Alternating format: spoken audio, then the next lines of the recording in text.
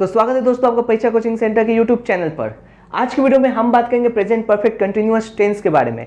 इसके पिछले वीडियो में हम लोगों ने समझ लिया था टेंस को अच्छे तरीके से, टेंस के अलग अलग पार्ट्स को समझा था हमने, पास्ट टेंस को, प्रेजेंट टेंस को, फ्यूचर टेंस को समझ लिया था। इसको डिटेल में मैंने बताया था आपको पहले वीडियो में टेंस के। और इसके बाद हमने प्रेजेंट इंडेफिनिट टेंस को भी समझा, प्रेजेंट कंटिन्यूअस टेंस को समझा, प्रेजेंट परफेक्ट टेंस को समझा। मैंने ये बताया कि हर एक टेंस जो प्रेजेंट टेंस है, पास्ट टेंस है, फ्यूचर टेंस है, इसको चार चार भाग में डिवाइड किया गया है। यहाँ पे हमने उसके सभी पार्ट्स को समझा भी था और उसको प्रैक्टिस भी किया था। तो अगर आपने उस वीडियो को देखा नहीं है तो आप जल्दी से जाइए, हमारे डिस्क्रिप्शन में आपको उस वीडियो का लिंक मिल जाएगा और वहां जाके आप इन वीडियो को अच्छे तरह से देख सकते हैं, जिसे देखने के बाद आपको बहुत सारी चीज़ें अलग अलग नई नई चीज़ें समझ में आएगी। और जिसे समझने के बाद आप इस वीडियो को जब देखोगे तो आपको ये बहुत अच्छे तरह से समझ में आने लगेगा। तो चलिए बिना समय को गवाए आते हैं और समझते हैं आज के इस मेन टॉपिक को, जो ही हमारा प्रेजेंट परफेक्ट कंटिन्यूअस टेंस।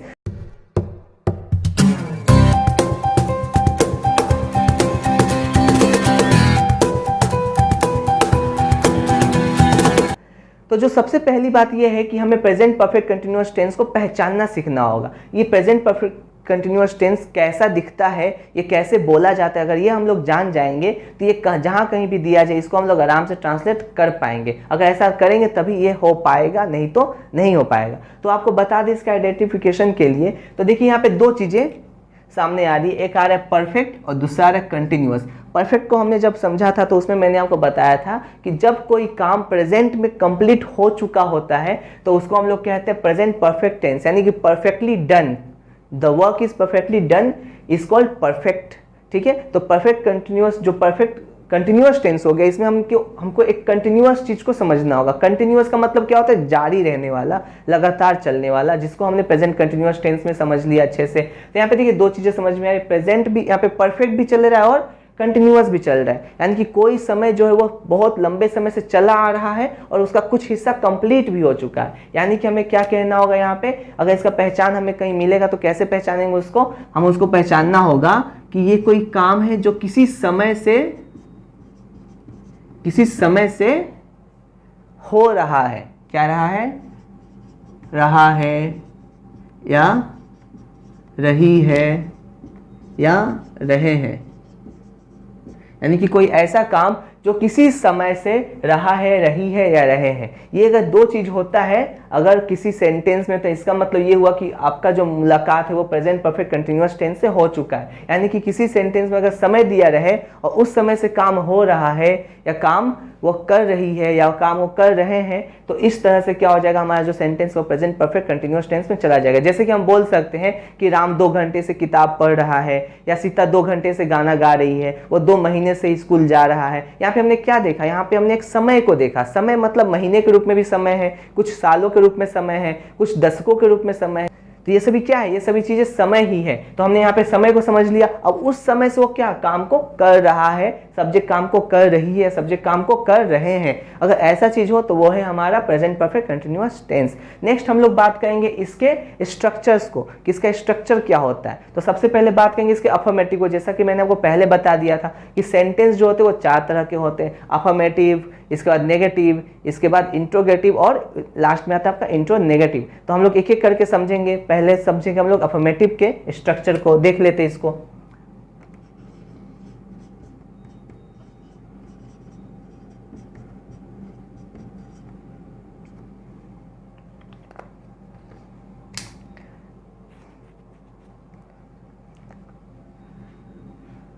तो दोस्तों अफर्मेटिव का मतलब होता है सकारात्मक, यानी सकारात्मक सेंटेंस में हमको कैसे अगर दिया जाएगा अगर सेंटेंस, तो कैसे उसको ट्रांसलेट करेंगे वो यहाँ से हमें समझना होगा रूल देखकर। देखते हैं इसका रूल क्या है, स्ट्रक्चर क्या है। तो सबसे पहली बात, तो किसी भी सेंटेंस में सबसे पहले आता है सब्जेक्ट, तो इसमें भी आएगा सब्जेक्ट। सब्जेक्ट के साथ हमारा यहाँ पे होगा हैज, हैव। हेल्पिंग वर्ब के रूप में हमारा होगा हैज और हैव। ये हैज हैव कहाँ से आया? तो ये परफेक्ट होने के कारण से इसमें हैज हैव आया। और इसके साथ हैज हैव के साथ एक और चीज लगाना होता है बीन, यानी कि काम को कर रहा है ना समय से, इसलिए इसके यहाँ पे क्या लगाएंगे? बीन लगाएंगे, हैज हैव बीन। और इसके बाद क्या करना है? अब देखिए कंटिन्यूअस है तो कंटिन्यूअस का भी कुछ ना कुछ इसमें अंश होना चाहिए। तो कंटिन्यूअस है तो इसलिए यहाँ पे वर्ब 1 + ing लगेगा। यानी कि हम लोग जब कंटिन्यूअस टेंस को करते हैं या बनाते हैं तो उसमें हम लोग को वर्ब फोर यानी वर्ब वन प्लस आईएनजी लगाना पड़ता है। तो यही है वो वर्ब वन प्लस आईएनजी, यानी कि ये है हमारा वर्ब का फोर्थ फॉर्म। और वर्ब के फोर्थ फॉर्म के बाद हमें लगाना होता है ऑब्जेक्ट, यानी कि सब्जेक्ट जिसके लिए काम कर रहा होता है वो होता है ऑब्जेक्ट। यहाँ पे ऑब्जेक्ट हो जाने के बाद हमें एक और नया चीज यहाँ पे सीखना होगा। ये जो समय है, इस समय के लिए हमें लगाना पड़ता है फॉर या सिंस। ये फॉर या सिंस कहाँ कहाँ लगेगा इसको भी हम आगे समझते हैं, पहले समझ ले पूरे स्ट्रक्चर को। और लास्ट में लगाना पड़ता है समय को, टाइम को, और अंत में अगर एक्सेट्रा हो तो उस एक्सेट्रा को भी जोड़ सकते हैं। तो ये हो गया हमारा अफर्मेटिव का जो स्ट्रक्चर है वो। ये जो स्ट्रक्चर है बस देखने में इतना हार्ड लग रहा है, लेकिन ये इतना हार्ड है नहीं, इसको आप काफी आसानी से याद कर सकते हो। देखिए कैसे याद करेंगे, तो देखिए क्या है, सबसे पहले सब्जेक्ट है, इसके बाद हैज हैव हेल्पिंग वर्ब के तौर पे, जिसके साथ हमें बीन को लगाना है, रूल के हिसाब से बीन को जोड़ देना है। इसके बाद हमें वर्ब का फोर्थ फॉर्म जोड़ना है से बीन के साथ वर्ब का फोर्थ फॉर्म जोड़ना है। उसके बाद ऑब्जेक्ट और फॉर या सिंस लगाना। इस फॉर या सिंस को मैं इतने अच्छे से समझा दूंगा आपको कि कभी आप इसको भूल नहीं पाओगे, ये काफी अच्छे से आपको समझ में आ जाएगा। और लास्ट में लगाना है आपको टाइम, यानी समय को, कितने समय से वो काम को कर रहा है, ये बात बोलना है। तो ये तो हो गया आपके अफर्मेटिव का स्ट्रक्चर। अब हम लोग बात करेंगे नेगेटिव का। तो जैसा मैंने आपको पहले ही बताया है,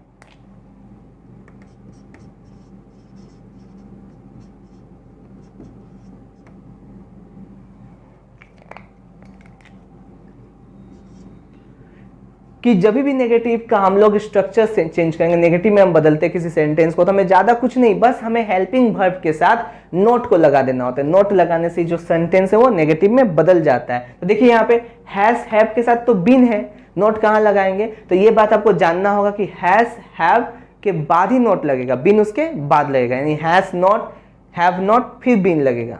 ठीक है, देखते हैं आगे यहाँ पे क्या करना है। Subject plus has have plus note. अगर आप चाहो तो एक साथ भी जोड़ सकते हो, हैसेंट और हैवेंट भी कर सकते हो। इसके बाद आपको लगाना है बीन, और बाकी जो चीजें हैं वर्ब का फोर्थ फॉर्म वो, ऑब्जेक्ट वो, फोर सिंस, बाकी सारी चीजें सेम टू सेम रहेगी। इस तरह से हमारा क्या होगा, नेगेटिव वाला भी ट्रांसलेशन हो गया, यानी कि सब्जेक्ट लगाना है, हैज हैव लगाना है, नोट लगाना है, इतना लगाने से हमारा नेगेटिव में बदल गया। बाकी बीन, वर्ब का fourth form, object, four since और टाइम, बाकी सारी चीजें सेम टू सेम रह जाएगी।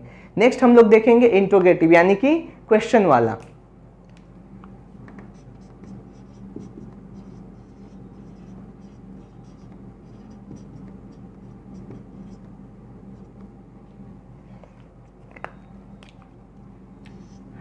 तो दोस्तों जैसा कि आपको पहले ही बताया गया कि जब हम लोग इंट्रोगेटिव सेंटेंस में ट्रांसलेट करते हैं किसी भी टेंस को, तो हम लोग क्या करते हैं, जो उसका हेल्पिंग वर्ब होता है उसको आगे भेज देते हैं और सब्जेक्ट को ठीक उसके बाद रख के इसको ट्रांसलेट करते हैं। तो यहाँ पे भी सेम टू सेम वैसा ही होगा, हैज जाएगा आगे, हैव जाएगा उसके, अगर हैव लगना है तो हैव लगेगा। इसके बाद हमको सब्जेक्ट को बैठाना होगा, सब्जेक्ट के साथ हम बीन लगाएंगे,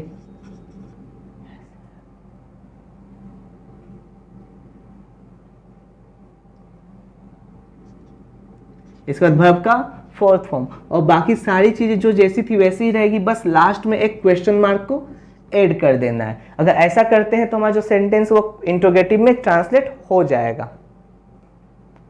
नेक्स्ट आता है हमारा इंट्रोनेगेटिव वाला सेंटेंस, उसको भी देख लेते हैं।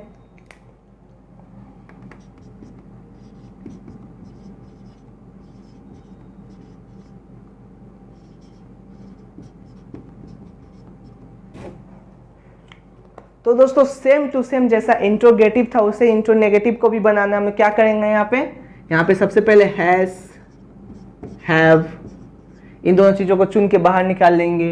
इसके बाद सब्जेक्ट, और सब्जेक्ट के साथ ही नोट को लगाना है, नोट लगा दिए तो सब हैव का काम हो गया और नोट का भी काम हो गया। इसके बाद लगाएंगे बीन और वर्ब का फोर्थ फॉर्म, और बाकी सारी चीजें जो है जैसे कि जैसे वैसा ही उसको बैठा के लास्ट में क्वेश्चन मार्क को ऐड कर देना है। तो इस तरह से ये भी ट्रांसलेट हो जाएगा इंट्रोनेगेटिव में। और जैसा कि आपको बताया गया इंट्रोनेगेटिव का दो रूल होता है, हैज हैव के साथ नोट को जोड़ के और हैज हैव के साथ नोट को अलग करके। ये है नोट को अलग करके, देखिए नोट को अलग कर दिया। अगर हैज हैव के साथ नोट को जोड़ेंगे तो ये ठीक वैसा उल्टा हो जाएगा, जैसा कि पिछली बार हुआ था, हैज, हैसेंट और हैवेंट। इसके बाद सब्जेक्ट और इसके बाद बीन, इसके बाद वर्ब का फोर्थ फॉर्म, बाकी सारी चीजें सेम टू सेम, और हो गया ट्रांसलेट। ठीक है, तो यहाँ पे देखिए रूल देखने में बस भारी लग रहा है, लेकिन ये उतना भारी है नहीं अगर हम कुछ चीज़ों को अच्छे से समझ जाए तब। सबसे पहली बात तो सब्जेक्ट, तो आपको पता है ये क्या होता है। हैज हैव का यूज आपको मैंने पिछली बार समझा दिया था, इस बार फिर से बता देता हूँ कि हैज हैव का यूज हम लोग किसके साथ करते हैं, तो हैज का यूज करते हैं हम लोग थर्ड पर्सन सिंगुलर नंबर के साथ, जो है ही, सी, इट या किसी सिंगुलर नाम के सामने। इसके बाद हम लोग क्या करेंगे, अगर सब्जेक्ट बाकी सारी चीजें यानी कि फर्स्ट पर्सन हो, सेकंड पर्सन या थर्ड पर्सन का प्लूरल नंबर हो, तो उनके साथ हम लोग सब्जेक्ट, वैसे सब्जेक्ट के साथ हम लोग हैव का यूज करते हैं, और बीन का यूज इनके साथ कर देना है। हैज लग गया, हैव लग गया, तो हैज हो या हैव हो दोनों के साथ बीन लगा देंगे, और इसके बाद वर्ब का फोर्थ फॉर्म बैठाना है। तो बाकी सारे फॉर्म से भी आसान होते हैं वर्ब का फोर्थ फॉर्म, आपको कुछ करना ही नहीं है, आपको वर्ब के फर्स्ट फॉर्म को लिखना है, उसके साथ जोड़ देना आईएनजी एक सुटेबल ढंग से कि प्रोनाउंसिएशन उसका बना रहे,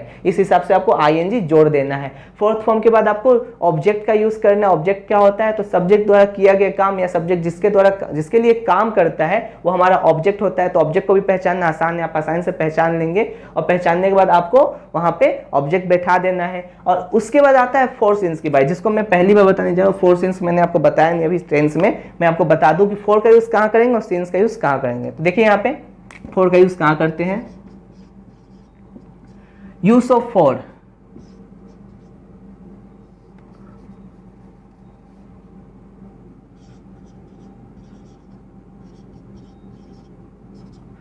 तो दोस्तों फोर का यूज हम लोग कहाँ करेंगे, सबसे पहली बात तो यहाँ पे समय के लिए फोर का यूज किया जा रहा है या सिंस का यूज किया जाए। एक बस छोटा सा बात बोलूंगा कि फोर का यूज आपको कहाँ करना है, तो फोर का यूज आपको करना है पीरियड ऑफ टाइम के लिए।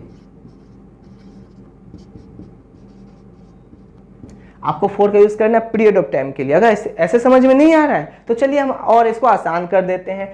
अगर किसी समय से हमको किसी पीरियड का पता चल रहा है, यानी कि दो समयों के बीच का बात पता चल रहा है, जैसे कि हम बोले कि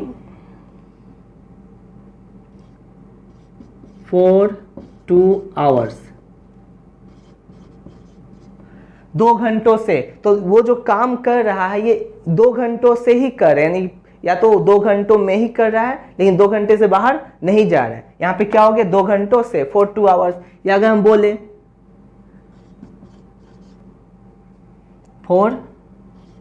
2 month, कि 2 महीने से काम हो रहा है, वो 2 महीने से क्या कर रहा है, काम को किए जा रहा है। 2 महीने से ज्यादा नहीं, 2 महीने से कम नहीं, 2 महीने से ही किया जा रहा है, तो ये भी हो गया आपका। या 2 years बोल सकते हैं, वो 2 सालों से काम को कर रहा है। यहाँ पे क्या हो रहा है, एक पीरियड का पता चलता है कि ये जो काम कर रहा है वो 2 साल, मान लीजिए कि आज 2022 चल रहा है, तो 2021 और 2020, वो 2020 और 2021 के बीच से ही काम को कर रहा है। बीच में वो किसी भी दिन से काम को कर रहा हो सकता है, लेकिन आपको परफेक्ट टाइम नहीं पता। आपको पता है कि वो 2 घंटे से खेल रहा है, लेकिन आपको ये नहीं पता कि अगर अभी 10 बज रहा है तो वो 8 घंटे से खेल रहा है या 8:05 से 8:15 से खेल रहा है, आपको नहीं पता। पर इतना पता है कि वो 2 घंटों से खेल रहा है। इसमें क्या पता चलता है, हमको पीरियड ऑफ टाइम पता चलता है। तो अगर आपको इससे भी समझ में नहीं आया तो रुके रहिए, तो आगे थोड़ा देर बाद हम आपको और इजी एक तरीका बताएंगे। पहले सिंस को समझ जाते हैं, इसको और इजी समझेंगे। पहले सिंस को समझ ले, यूज ऑफ सिंस। सिंस का यूज कहाँ करेंगे, जैसे यहाँ पे बोला जाए पीरियड ऑफ टाइम के साथ, पीरियड ऑफ टाइम के साथ फोर का यूज किया जाता है, उसी तरह से सिंस का यूज किया जाता है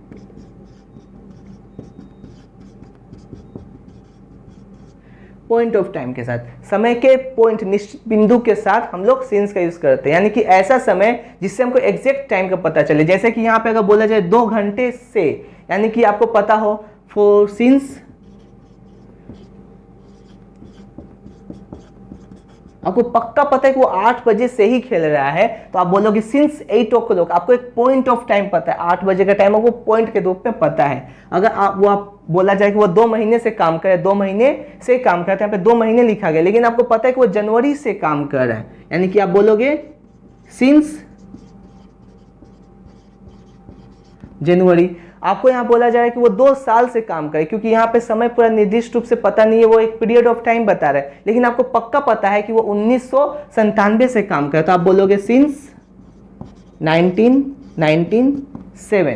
1997 से काम कर रहा है। अगर इससे भी नहीं समझ में आया तो और एक आसान बात मैं आपको बोलना चाहूंगा, बस एक सिंपल सा बात बोलना चाहूंगा कि अगर समय का नाम दिया हुआ है, समय का नाम दिया हुआ, जैसे कि यहाँ पे दिया हुआ है टाइम, 8 o'clock, जनवरी और 1997, ये समय का नाम है, समय का नाम है। अगर समय का नाम दिया रहता है, जैसे बोल दिया जाए 8 बजे से, जनवरी से, फरवरी से, मार्च से, 1997 से, 2002 से, या मंडे से, ट्यूसडे से, वेडनेसडे से, तो ऐसा अगर नाम दिया रहता है तो आपको यूज करना है सिंस का। यानी कि अगर यहाँ पे बोला जाएगा मंडे तो आप यूज करोगे सिंस मंडे।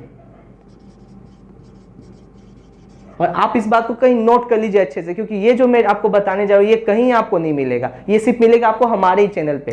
कि अगर आपको सिंस का यूज करना है, तो अगर आपको नहीं समझ में आया कि सिंस का यूज कहाँ करना है, तो आप बस इतना सा बात याद रखिएगा कि अगर समय का नाम दिया हुआ है, नाम मतलब क्या है, मंडे एक नाम हुआ, 8 o'clock नाम हुआ, 10 o'clock एक समय का नाम हुआ, जनवरी एक नाम हुआ, 1997 एक ईयर का नाम हुआ, तो ये आपका हो गया यूज ऑफ सिंस। सिंस का यूज करोगे इसके साथ। लेकिन अगर समय का नाम नहीं दिया है, जैसे कि यहाँ पे सिर्फ 2 घंटे से बोल रहा है, नाम है, नाम नहीं है। मंथ बोल रहे हैं, मंथ का नाम बताया गया है, मंथ का नाम नहीं बताया गया, सीधा एक मंथ बता दिया गया है। यहाँ पे ईयर का नाम बताया गया, नहीं, ईयर का नाम नहीं बताया गया, पूरा एक ईयर ही बोल दिया गया है। तो यहाँ पे समय का नाम नहीं है, फोर में समय का नाम का यूज नहीं होता है। अगर समय का नाम नहीं है तो फोर का यूज नहीं है, समय का नाम है तो सिंस का यूज करना है। बस इतना बात याद रखिए, आपका ये सारा प्रॉब्लम सोल्व हो जाएगा, इससे अलग कुछ नहीं आने वाला है अगर फोर सिंस के बारे में जानना है तो। और लास्ट में आपको ये जो टाइम है, बस यही टाइम का बात किया जा रहा है, ये 2 घंटे से या 8 o'clock, 2 मंथ, जनवरी, यही समय का यहाँ पे बात किया जा रहा है। तो फोर सिंस हो गया और समय हो गया। तो रूल क्या, जो रूल होता है वो आपको मैंने अच्छे तरह से बता दिया है, बस इतना ही होता है रूल में। अब हम लोग प्रैक्टिस की बात करेंगे। अब हम लोग 2-4 क्वेश्चंस को प्रैक्टिस करके देखेंगे बिना रूल को, या आप चाहो तो रूल को भी साइड में रख के इसको प्रैक्टिस कर सकते हो। तो मैं चाहूंगा कि मैं जो प्रैक्टिस कर रहा हूं, आप मेरे से पहले एक बार बनाने की कोशिश कीजिए, ताकि आप समझ पाओगे कि मैंने जो यहाँ पे बताया है आप उससे कुछ सीख पाए हो कि नहीं सीख पाए हो, आप उसी से समझ पाओगे। चलिए आगे बढ़ते हैं और समझते हैं इसके प्रैक्टिस सेट को। तो दोस्तों, ऐसे ही वीडियोस के लिए हमारे चैनल को जल्दी से सब्सक्राइब कर लीजिए और बेल आइकन को भी दबा दीजिए, ताकि आपको हमारे वीडियो का नोटिफिकेशन समय समय पर मिलते रहे।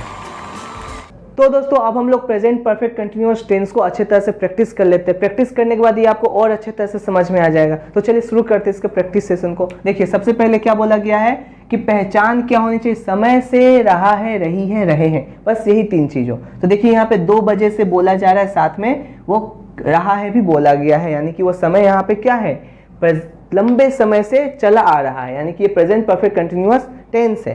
तो इस तरह से अब हम इसको ट्रांसलेट करके देखते हैं और समझते हैं कि इसको कैसे ट्रांसलेट करना है। तो रूल के हिसाब से हमें सब्जेक्ट का पता पहले लगाना है। तो सब्जेक्ट हमारा, जैसे कि हम लोग शुरू से करते आ रहे हैं, वह हमारा सब्जेक्ट हो गया। जब कभी वह दिया हो तो लास्ट का ये चीज़ भी पढ़ लेना होगा। वह के साथ रहा है, यानी कि ये है लड़का, यानी ये बॉय, तो यहाँ पे क्या करेंगे हम लोग, ही।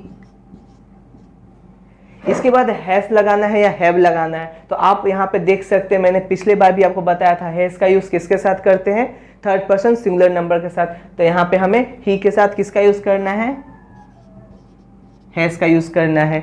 इसके बाद बिन को तो रूल के हिसाब से लगा देना है, तो यहाँ पे बिन बैठा देंगे।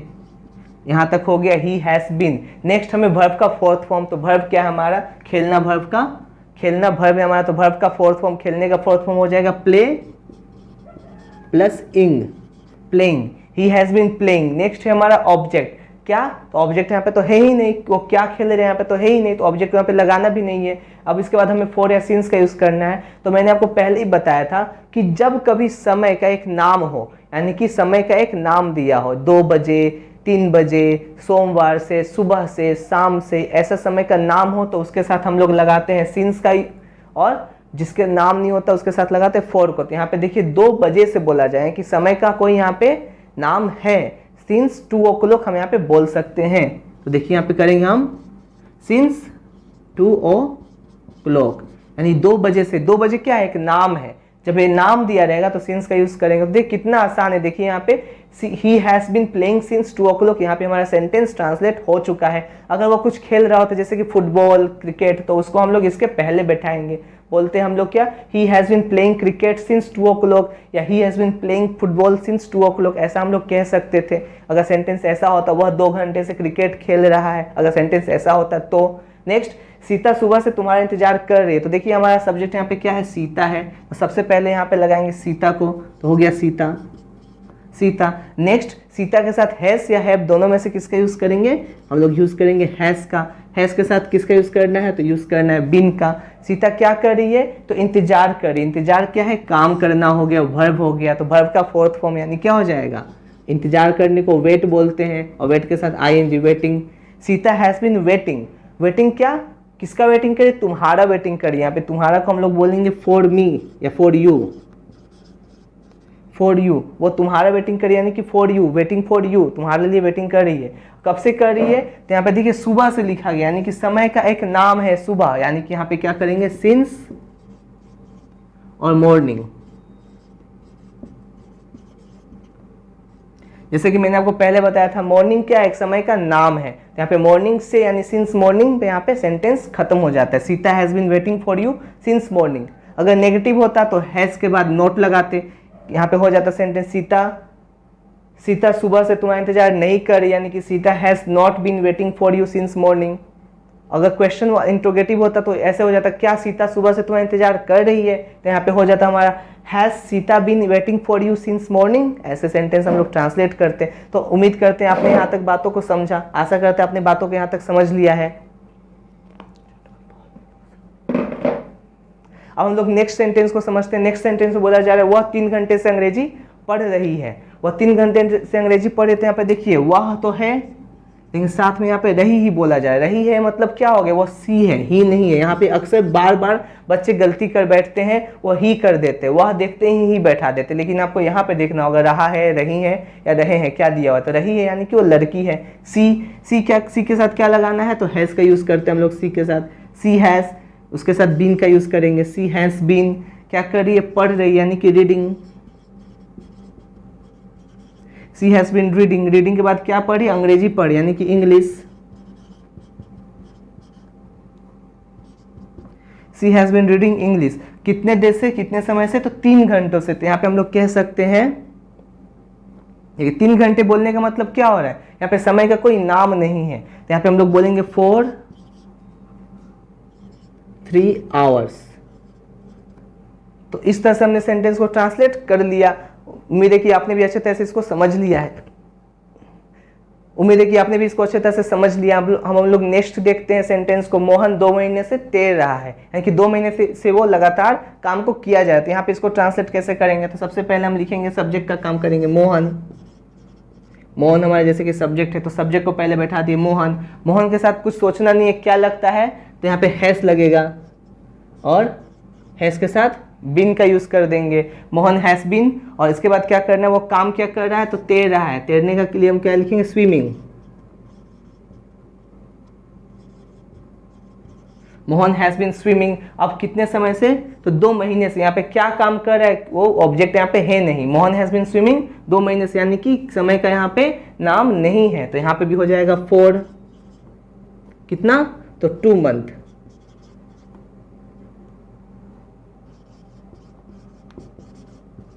तो दोस्तों इस तरह से हमने सेंटेंस को ट्रांसलेट कर लिया। ये सारा सेंटेंस आपका अफर्मेटिव में था। मैंने नेगेटिव का यहाँ पे कोई सेंटेंस नहीं दिया, क्योंकि नेगेटिव को आपको तभी समझ पाओगे जब आप अफर्मेटिव को अच्छे से समझ लेते हो। यहाँ पे नेगेटिव के आपको रूल को समझ लेना है। नेगेटिव ज़्यादा कुछ है नहीं। अगर नेगेटिव दिया रहेगा तो हैज हैव के साथ नोट को बैठा देना है, और इंट्रोगेटिव दिया रहेगा तो आपको हैज हैव को सब्जेक्ट से पहले बैठा देना है। इंट्रोनेगेटिव दिया रहेगा तो हैज हैव के साथ नोट को लगा दीजिए, और या फिर हैज हैव नोट को अलग करके बना दीजिए। ये रूल आपको दिया जा चुका है, इसी रूल के हिसाब से आपको बनाना है। तो आपका ये होमवर्क रहेगा कि आप एक काम कीजिए, इन सभी सेंटेंस को नेगेटिव में, इंट्रोगेटिव में और इंट्रोनेगेटिव में बदल के कमेंट सेक्शन में कमेंट करके हमें बताइए। अगर आप ऐसा करते हैं तो हम आप समझ पाएंगे, तभी हम समझ पाएंगे कि आपने इसको कितने अच्छे तरह से समझा है। तो यहाँ पे हमारा वीडियो होता है समाप्त, और आशा करते हैं कि आपने हमारे वीडियो से बहुत कुछ सीखा, बहुत कुछ जाना। अगर आपने हमारे वीडियो को समझा है तो आप जल्दी से हमें कमेंट करके बताइए कि आपने कितना समझा, क्या जाना, क्या आप ये सभी चीज़ें पहले से जानते थे, इतने आसान तरीके से जानते थे तो बहुत अच्छी बात है। अगर नहीं जानते थे तो जल्दी से हमें वीडियो को लाइक कर दीजिए और कमेंट करके बताइएगा कि आपको ये कब पता चली थी, अगर आप ये बात जान पाए थे तो तब तक के लिए मिलते हैं आपसे अपने नेक्स्ट वीडियो में, जहां आपसे बात करेंगे अगले किसी और टॉपिक के ऊपर, इंग्लिश के टॉपिक के ऊपर। तब तक के लिए जय हिंद और जय भारत।